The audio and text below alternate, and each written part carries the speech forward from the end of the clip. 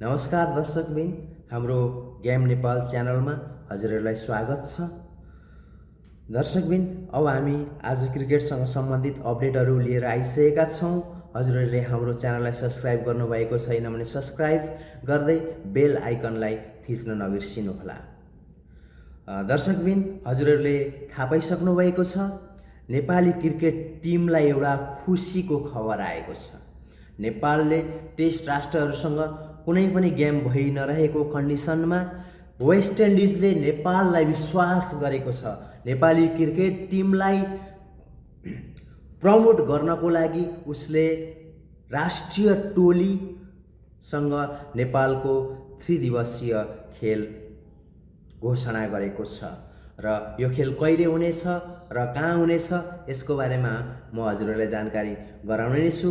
त्योभन्दा अगाडि युरोपियन कन्डिसनमा अस्ति भर्खर भएको गेमको बारेमा हजुरहरूलाई जानकारी दिन चाहन्छु। नेपालले 3टा गेम शानदार रूपमा जित्न सफल भएको थियो।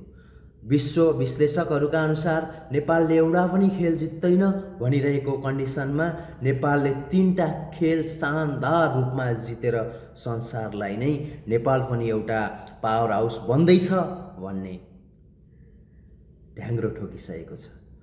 अब जाउँ हाम्रो भर्खरै आएको अपडेट। हाम्रो पारस खड्काद्वारा हामीहरूलाई जानकारी दिनुभएको छ। अब चाँडै नै यही सेप्टेम्बर 27, 28 र 30मा नेपाल र वेस्ट इन्डिज राष्ट्रिय टिम बीच T20 3 दिवसीय खेल हुन गइरहेको छ।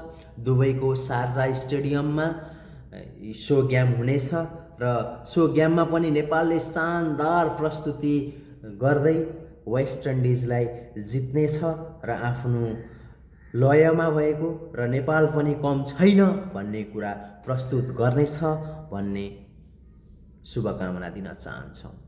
र नेपालका छिमेकी राष्ट्रहरू power house India, Pakistan, Sri Lanka, बङ्गलादेशले नेपालसँग कुनै पनि खेल खेल्न नचाहिरहेको अवस्थामा वेस्ट इन्डिजले नेपाली क्रिकेटलाई माथि उभ्याउनको लागि ठुलो मद्दत गरेको छ र नेपाललाई वेस्ट इन्डिजले ठुलो एउटा प्लेटफर्म दिएको छ। त्यसको लागि हामी वेस्ट इन्डिज र वेस्ट इन्डिज क्रिकेट टिमलाई धन्यवाद नदिइरहन सक्दैनौँ। र सम्पूर्ण दर्शकबिन, अब नेपालले सेप्टेम्बर 27, 28 र 30मा संसारलाई देख्ने गरी तहल्का मचाउनेछ र एउटा राम्रो क्रिकेट खेल्नेछ भन्ने शुभकामना दिँदै आजको लागि हाम्रो क्रिकेट अपडेट यति नै रहेको छ। र अन्त्यमा हजुरहरूलाई अर्को अपडेट पनि भन्न गइरहेको छु।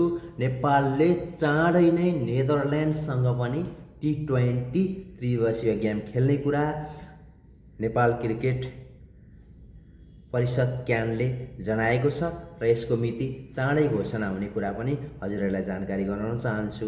धन्यवाद।